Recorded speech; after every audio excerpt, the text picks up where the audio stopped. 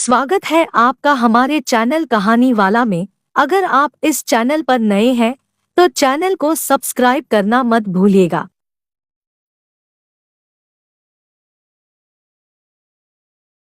अरे विनोद, तूने हलवाई को सारा सामान तो दे दिया है ना। अक्षय की शादी में कोई कमी नहीं रहनी चाहिए। आखिर सबसे छोटा भाई है तुम सबका।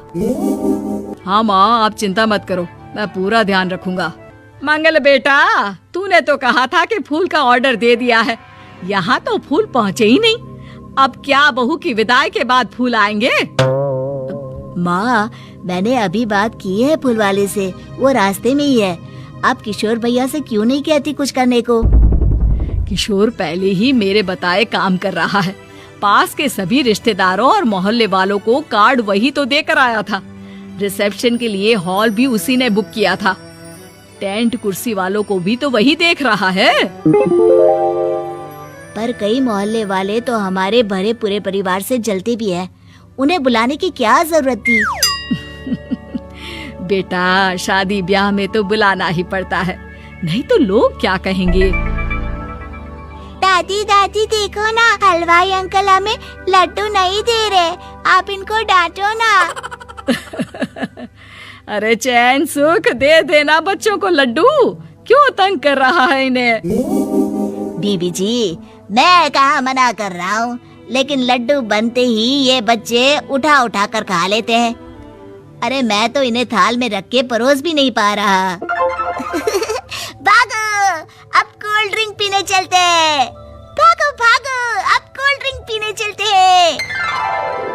जैसे कि आप देख रहे हैं, आज इस घर के सबसे छोटे बेटे अक्षय की शादी है। घर में बहुत चहल पहल है। कुलभूषण की बीवी कमला को फुर्सत ही नहीं है कामों से, लेकिन कुलभूषण और घर के बाकी लोग कहाँ हैं? आइए देखते हैं। अजी, आप यहाँ आराम से बैठकर गाने सुन रहे हो और घर में अभी तक इतने काम बचे हैं करने को। अरे भाई, मेरे सबसे छोटे बेटे की शादी है, इसके बाद तो मैं अब चिंता मुक्त हो ही जाऊंगा। और फिर घर में तुम हो, बेटे बहुएं हैं, तुम लोगों के होते हुए मैं क्यों काम करूं? मैं तो शान से बेटे की शादी में जाऊंगा तैयार होकर। अरे ठीक है, अब आप आराम ही कीजिए।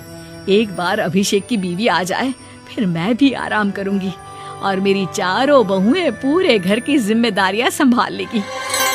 इतना कहकर कमला वापस अपने काम में लग जाती है। बेटा भी, तू अब तक तैयार नहीं हुआ? किससे बात कर रहा है फोन पर? तैयार कैसे हूँ? सैलून जाने से तो आपने मना किया है, क्योंकि मुझे हल्दी लग चुकी है। भाभीयों को देखो, सुबह से पार्लर में है।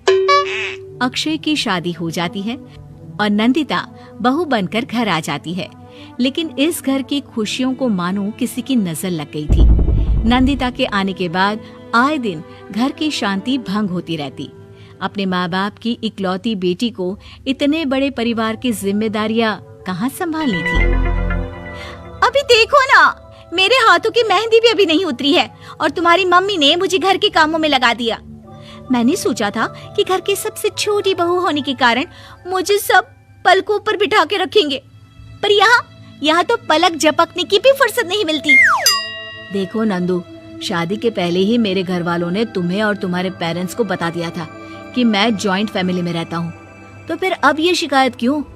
और फिर तुमसे पहले मेरी भाभी भी तो आई थी शादी करके, उन्होंने तो कभी कुछ नहीं कहा। नंदिता तब तो चुप हो जाती है, लेकिन ऐसा बहुत दिनों तक नहीं चलता। अरे नंदिता, माँ बाबूजी की दवाई का टाइम हो गया है, उन्हें दवाई दे आओ और उसके बाद सबके लिए नाश्ता बना देना। पर भाभी, मैं तो अभी अपना फेवरेट सीरियल देख रही हूँ। प्लीज मेरी जगह आप कर लो ना ये काम। ठीक है, मैं तेरी जगह माँ बाबूजी को दवाई दे आती हूँ और नाश्ता बना लेती हूँ। तू मेरी जगह पूरे घर की डस्टिंग करके 5 बच्चों को स्कूल के लिए तैयार करके भेज देना और दोपहर का खाना बनाने के बाद कपड़े धोकर सुखा देना। उसके बाद हम दोनों मिलकर बाजार जाकर सब्जी ले आएंगे, फिर डिनर की तैयारी कर लेंगे और उसके बाद बस भाभी, मैं माँ बाबूजी को दवाई देकर सबके लिए नाश्ता बना देती हूँ। ये भगवान, ये कहाँ लाकर फंसा दिया मुझे। मेरे घर में तो गिनती की 8 रोटियाँ और 2 सब्जी बनती थी और नाश्ता निपट जाता था। यहाँ तो रोटियों का ढेर और सब्जियाँ बड़े बड़े पतीलों में बनानी पड़ती है। नाश्ता बनते बनते लंच का टाइम हो जाता है और लंच बनते बनते डिनर का। अभी मुझ में तुम्हारे पूरे परिवार का नखरा उठाने की और ताकत नहीं बची। मैं ऐसे नहीं रह सकती। अरे तो क्या चाहती हो तुम? मुझे अलग रहना है बस। तो ठीक है, हम कल ही शिफ्ट हो जाएंगे किराए के घर में। इतना बड़ा घर होते हुए हम किराए पे क्यों रहेंगे? ना जी ना, घर में ही दीवार खड़ी करो अपने हिस्से के आगे। घर के साथ साथ घर की खुशियों में भी दीवार खींच जाती है। ऐसे ही कई महीने बीत जाते हैं और नंदिता माँ बन जाती है। बच्चे के आने से अभिषेक के कंधों पर खर्चों का बोझ आ पड़ता है।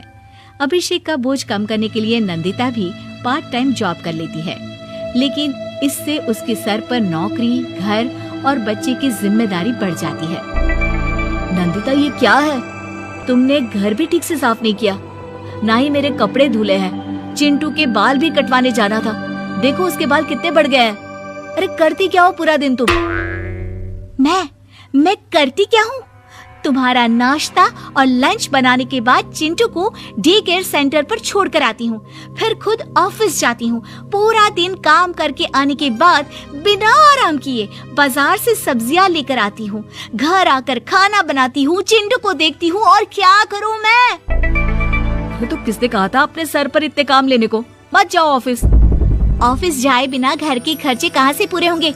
चिंटू की डे केयर का खर्च, उसके लिए बेबी फूड का खर्च, प्रेस वाले का खर्च, ये सब तुम्हारी सैलरी से होता नहीं है। अगर परिवार से अलग नहीं होती तो इतनी मुसीबतें नहीं उठानी पड़ती तुम्हें परिवार के साथ मिलकर काम करने में दिक्कत थी, लेकिन काम तो अब भी बहुत है तुम्हारे सर पर। चिंटू को भी डे केयर भेजने की जरूरत नहीं पड़ती। उसको गोद में खिलाने के लिए दादा दादी और घर के सभी बड़े होते। उसके साथ खेलने के लिए उसके भाई बहन भी होते। मेरे तीनों बड़े भाइयों के बच्चे भी बड़े हुए हैं, लेकिन बिना महंगा बेबी फूड खाए, क्योंकि मेरी माँ और भाभियाँ बहुत अच्छे से जानती है कि बच्चे को क्या खिलाना चाहिए। बिजली के बिल जैसे खर्चे भी सब मिलकर बांट लेते थे, लेकिन तुम्हें तो सबसे अलग रहने में ही मजा आता है, तो अब शिकायत क्यों करती हो? बस करो अभिषेक, बस करो। मैं मानती हूँ कि मैं गलत थी। मेरे एक गलत फैसले ने हमें बिल्कुल अकेला कर दिया है सबसे।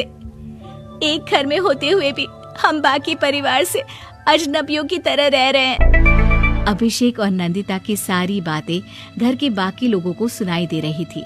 तभी कमला बोल पड़ती है। अरे नंदिता बहू, किसने कहा कि तुम अकेले हो? तुम्हारा इतना भरा पूरा परिवार है ना तुम्हारे साथ। हम तो बस ये चाहते थे कि तुम अपनी गलती समझ जाओ।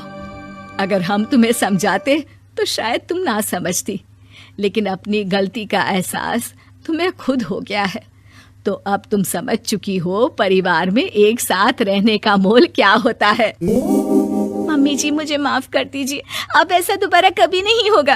अरे माफी बाद में, पहले मेरा पोता जरा मेरी गोद में तो दे, और तू जाकर सबके लिए चाय बना ला। दोस्तों, हमें उम्मीद है कि आपको हमारी ये कहानी पसंद आई होगी।